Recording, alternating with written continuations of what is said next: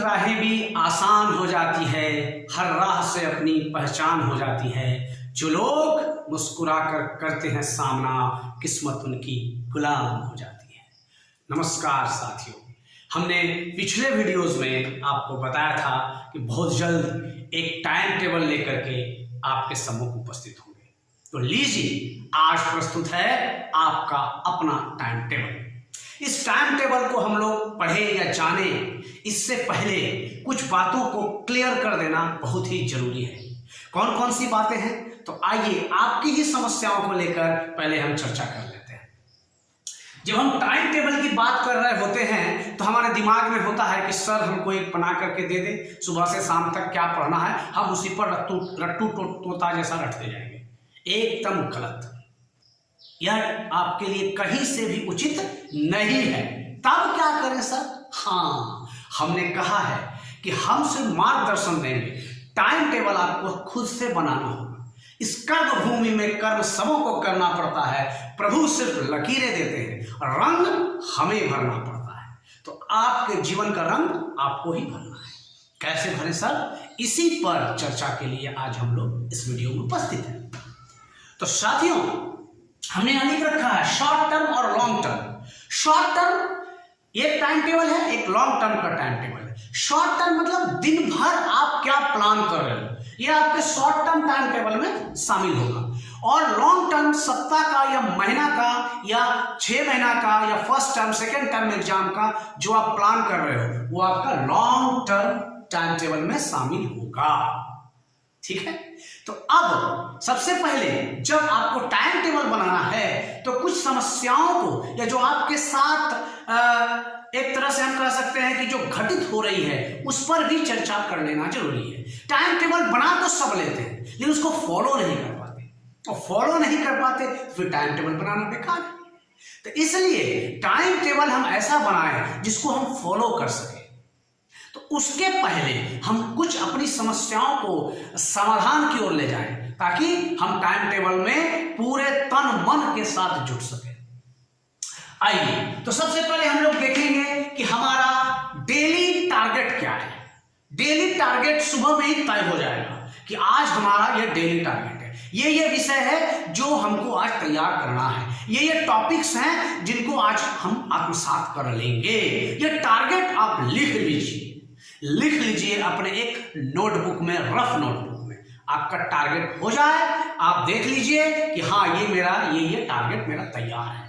अब हम चले जाते हैं दिन भर जब आप पढ़ाई कर लिए, अब सोने का समय आया है, उस वक्त आप इस टारगेट जो आपने लिखा था उसको रिवाइज कीजिए, रिवीजन कीजिए कि क्या हमने अपने टारगेट को अचीव किया कि नहीं किया।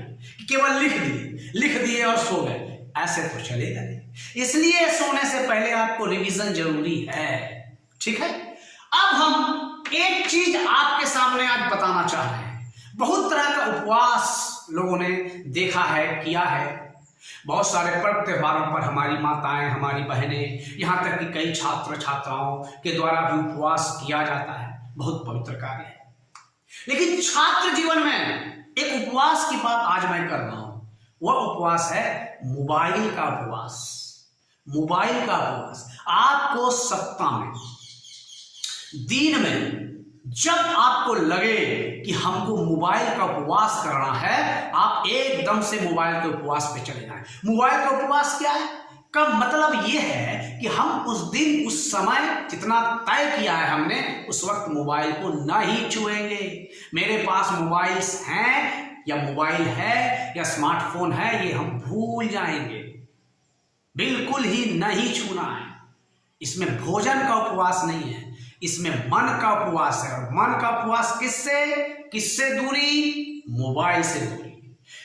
आप ये सप्ताह में एक दिन जरूर कीजिए, और खास करके मैं तो कहूंगा कि ये आप संडे को जरूर करें। दिन प्रतिदिन जो आपके मोबाइल का एडिक्शन है इसको कम करें, धीरे धीरे कम करें। और आप एक दिन देखेंगे कि मोबाइल का उपवास से आपको अपनी पढ़ाई में कितना फायदा हो रहा है। ठीक है? अब हम लोग आगे बढ़े। अब हम लोग क्या करें भाई? हमें नींद बहुत आती है सर, हम याद किया हुआ भूल जाते हैं। अरे भैया, सबको नींद आती है, सब लोग याद किया हुआ भूल जाते हैं। आप कोई उसमें यूनिक नहीं है, आपको ऐसा कोई समस्या नहीं है, बड़ी समस्या नहीं है कि नींद आ रही है, याद किया हुआ भूल जाते हैं, सबके साथ होता है। तो इस समस्या का काउंटर करना होगा, इस समस्या का सामना करना होगा, इस समस्या से लड़ना होगा। कैसे लड़ेंगे सर? नींद आ रही है, रात में 9 बजे के बाद नींद आने लगती है, 8 बजे के बाद नींद आने लगती है, 7 बजे के बाद नींद आने लगती है। तो माय डियर स्टूडेंट्स, नींद को भगाने का एकदम सरल तरीका है, आप पढ़ाई से 5 मिनट का ब्रेक ले लीजिए। आपको 7, साढ़े 7, 8 बजे जब भी नींद आए आप ब्रेक ले लीजिए, थोड़ा सा टहल लीजिए। उसके बाद भी नींद आता है तो कॉपी पकड़िए, नोट्स पकड़िए और टहल टहल कर पढ़िए। नींद की जो देवी है वो भाग जाएगी। और खड़े होकर के पढ़ने के बाद और टहल टहल के पढ़ने के बाद आपको नींद नहीं आएगी। और अगर फिर भी नींद आ रही है तो आप दूसरी दुनिया के आदमी हो, तब तो फिर उसके लिए दूसरा इलाज ढूंढना पड़ेगा, है ना। तो पढ़ेंगे कैसे? जब नींद आ रही है तो आप टहल टहल के पढ़ेंगे, घूम घूम के पढ़ेंगे। हाँ, अपने ही कमरे में, स्टडी रूम में ही आप घूम घूम करके उसको पढ़िए, जोर से पढ़िए, बोल बोल कर पढ़िए। नींद आपकी भाग जाएगी, फिर आप टेबल पर सेट हो जाएगी और पढ़ाई जारी रखिए। ठीक है। अब याद किया हुआ भूल जाते हैं, याद किया हुआ भूल जाते हैं, यह भी एक समस्या है। तब याद किया हुआ जब आप भूल जाते हैं तो इसका समाधान आप ही के पास है। कई वीडियोस में हमने कहा है जितना पढ़ना जरूरी है उतना लिखना भी जरूरी है। आपको अपने याद किए गए टॉपिक को लिखना है, डेली लिखने का आदत डालिए। डेली 15 से 20 पेज आप लिखिए। जिस टॉपिक को आप पढ़े हैं, जिस टॉपिक को आपने सीखा है, जिस टॉपिक को आपने याद किया है, जिन प्रश्न के उत्तरों को आपने याद किया है, उसको लिखिए लिखिए लिखिए। अगर आप प्रत्येक दिन 15 से 20 पेज लिखने की आदत डाल लेंगे तो आपको भूलने की जो समस्या है आपको उसमें लाभ मिलने लगेगा। आप जानिए, पढ़ने के लिए दिमाग की जरूरत नहीं होती, लिखने के लिए होती है। रीडिंग, बहुत लोग सोचते हैं किताब को रीडिंग लगाना, उसको अंडरलाइन करना, यही पढ़ाई है। जी नहीं साथियों, ये पढ़ाई नहीं है। अगर आप सच में पढ़े हैं, यहां पढ़ना और सीखना 2 चीज हो जाता है। अगर आप कहते हैं विद्यालय किस लिए जाते हैं? पढ़ने। कोचिंग किस लिए जाते हैं? पढ़ने। तब तो फिर सोचना पड़ेगा। आपको सीखने जाना है। कैसे सर सीखना जाना है? उस टॉपिक को आत्मसात करना है। सीख लिए, इसका क्या प्रमाण है? अगर आप किसी टॉपिक को सीख लिए या किसी अंक गणित को सीख लिए या कोई भी मैथ के किसी सवाल को आपने सीख लिया है बनाना, तो अगर आप उस सवाल को दूसरे को बता सकते हैं तभी माना जाएगा कि आपने उसको सीख लिया। तो सीखने जाइए, विद्यालय जाइए, सीखने जाइए, कोचिंग जाइए, सीखने जाइए। जब लोग पढ़ने जाते हैं वहीं पर से समस्या शुरू हो जाती है। अपन को सीखने जाना है। ठीक है। तो सीखेंगे लिखेंगे, सीखेंगे लिखेंगे, सीखेंगे लिखेंगे, यही तरीका है लंबे समय तक याद रखने का। आपके मेमोरी में लंबे समय तक ये फिट रहेगा, फिर आंसर में आप हिट रहेंगे, है ना। तो लिखना शुरू कीजिए, लिखना शुरू कीजिए, लिखना शुरू कीजिए।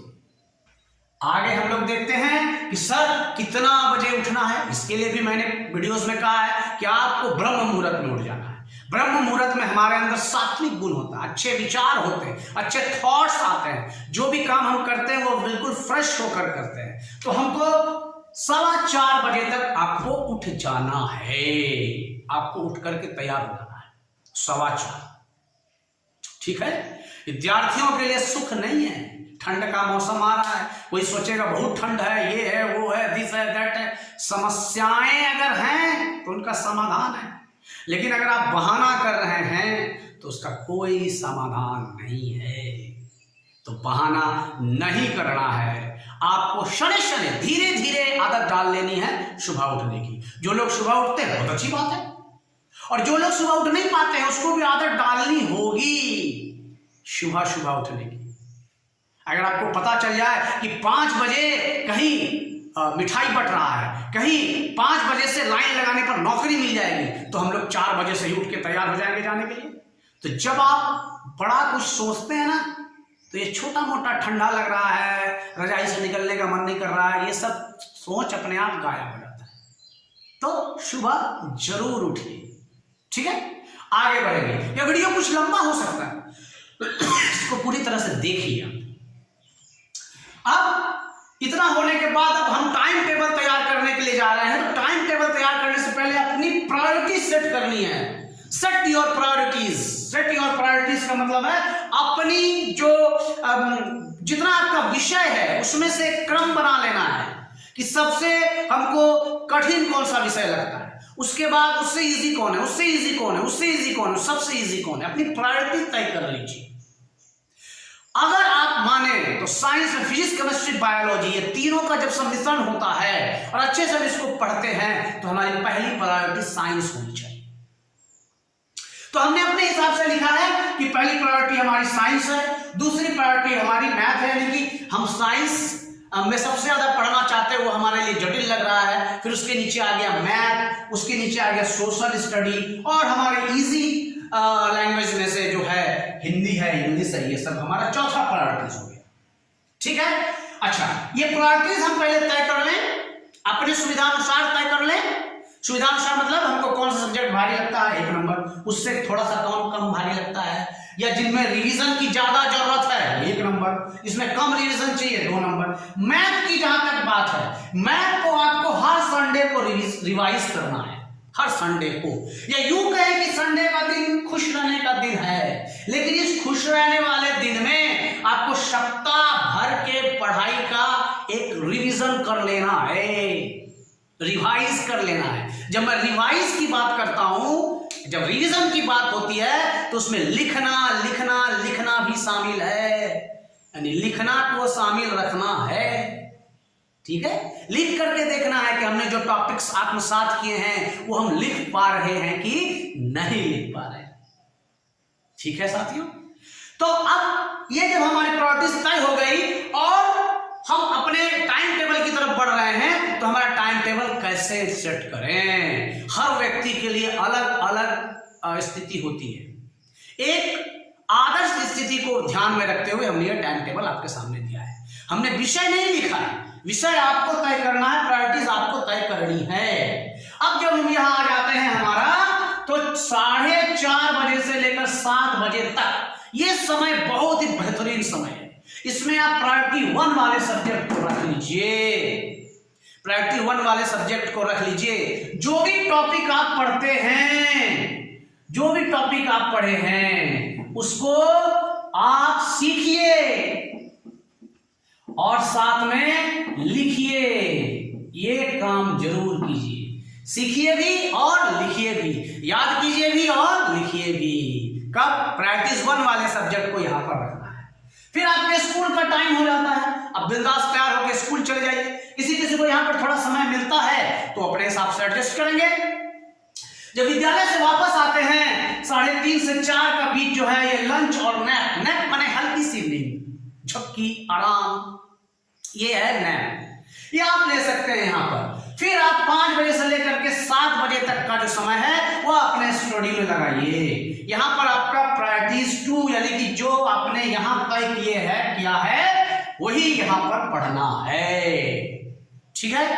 अब आगे फ्री टाइम ले लीजिए आधे घंटे का। इस आधे घंटे में आप गपशप कर सकते हैं, बात कर सकते हैं, थोड़ा सा टीवी देख लीजिए, थोड़ा सा अगर बहुत इच्छा कर रहा है मोबाइल का तो मोबाइल देख लीजिए, लेकिन इतना ही टाइम देखना है, इससे ज्यादा नहीं, ठीक है। अब इसमें रम नहीं जाना है, घुस नहीं जाना है, फिर घुस जाइएगा तो निकलने में मुश्किल होगी और फिर ये फॉलो नहीं हो पाएगा। अब फिर आ जाइए स्टडी की तरफ। 7:30 से 8:30 यह प्रायोरिटीज नंबर 3 यानी कि आपका जो तीसरा यहां चुने हैं आप उसको पढ़िए। फिर आप यहां पर 15 मिनट का फ्री टाइम ले लीजिए। फ्री टाइम लेकर के थोड़ा इधर उधर घूम लीजिए। घूम लेने के बाद, घूमना मतलब घर में ही रहना है, इधर उधर थोड़ा कर लिए, थोड़ा सा ये देख लिए, जो भी आपको ठीक लगे इस 15 मिनट के समय में। फिर आप 8:45 से 9:45 तक प्रायोरिटीज 4 और 5 में किसी एक को चुनिए, अल्टरनेटिव कर दीजिए।